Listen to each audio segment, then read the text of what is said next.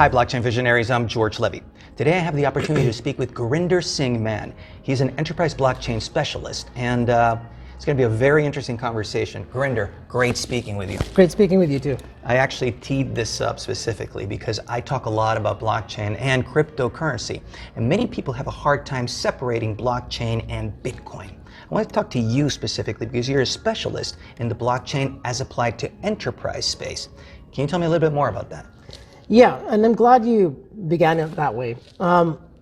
Reality is blockchain came from Bitcoin. So that's where we've all heard of it, and Bitcoin was the first implementation of this technology, right?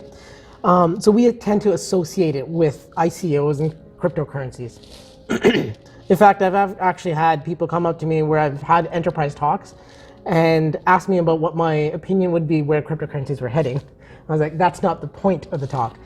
From an enterprise space, the technology holds a lot of value. And why I say that is it allows us to do business in a way that we haven't done before, right? So we can create trust in a network in a way that we didn't have prior. Otherwise, an example that I often use is it's kind of like rebuilding the internet itself, right?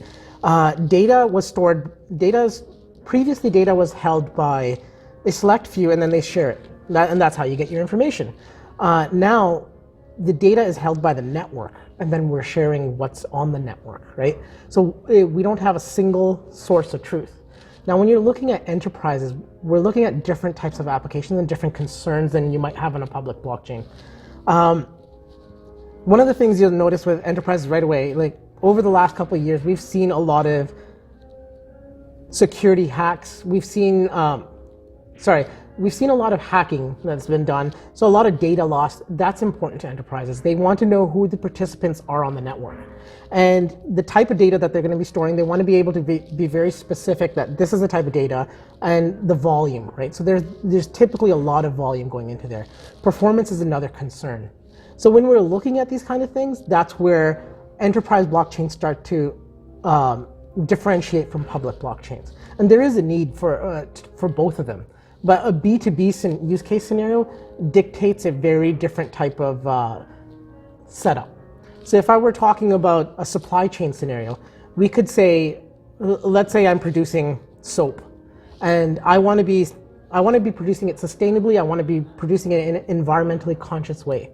It's important for my customers, so I need to dictate that to them.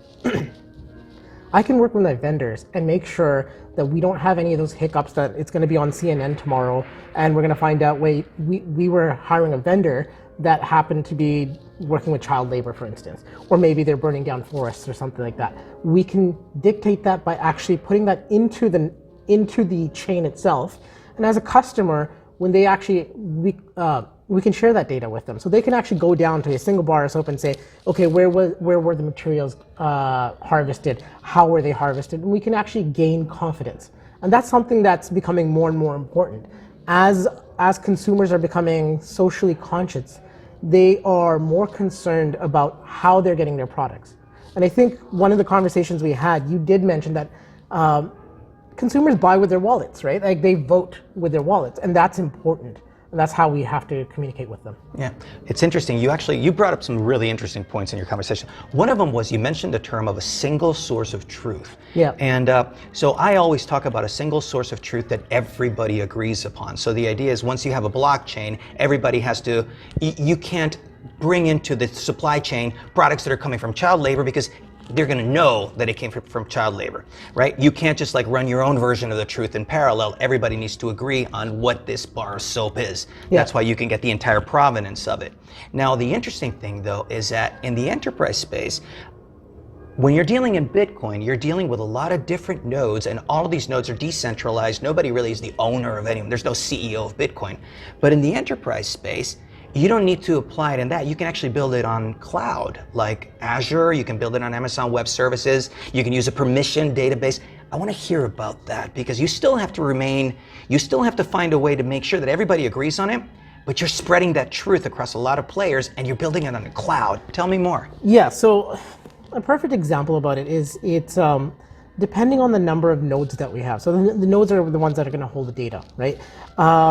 Now, it's typical if you have a enterprise blockchain that you're going to have multiple people wanting that information.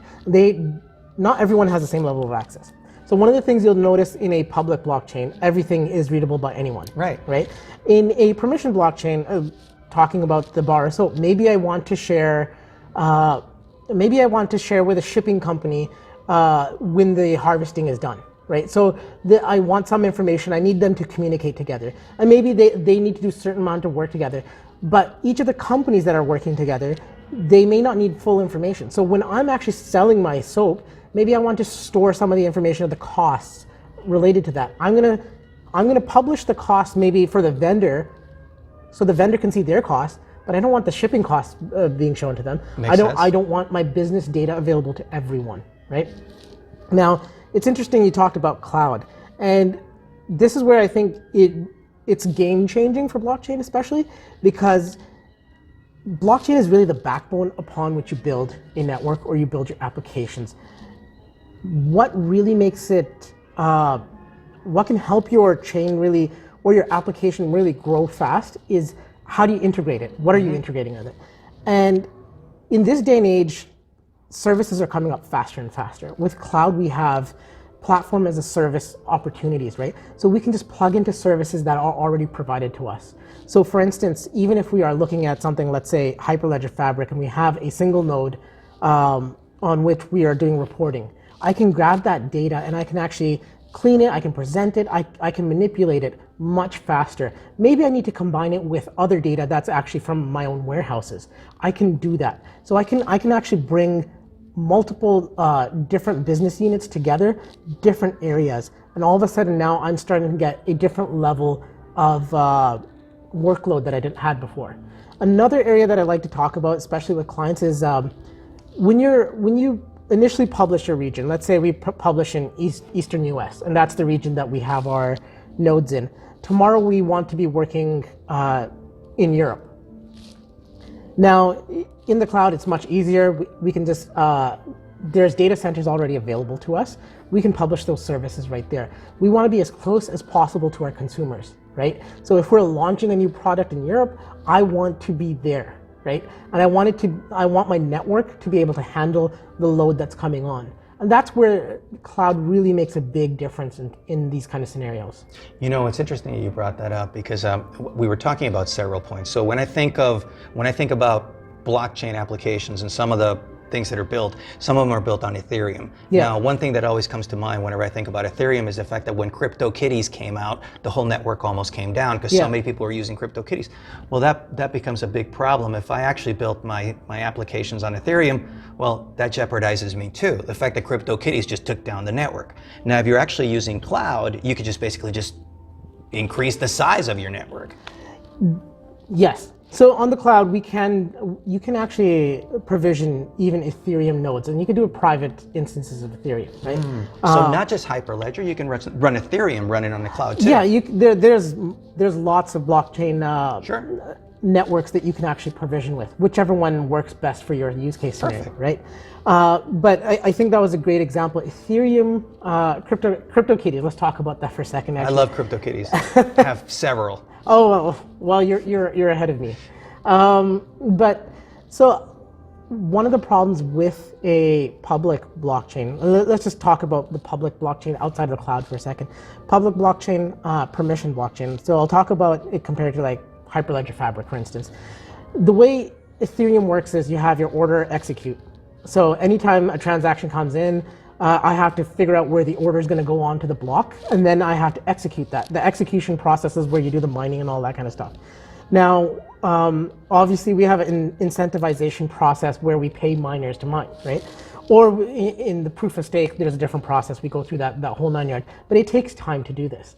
Now, when you're looking at an enterprise kind of blockchain, something like Hyperledger Fabric, it's built up from the ground level to be performant. The entire architecture is pluggable. So if we're looking at the process of how consensus is done, it actually does it the opposite way. It executes first. So there's only a small set of peers, which we could call nodes, but a small set of peers that can endorse a transaction coming in. We may not want everybody in the network endorsing, right? Interesting. So they endorse that process, It goes back, and then from there we give it to the ordering service. So anytime any one of these services... And you can set all that up. You can set your own consensus rules. Oh, absolutely. And then anytime it goes to the ordering service, let's say the ordering service is bogged down, we can actually, run up more nodes. We can provide a higher level just for that area, right?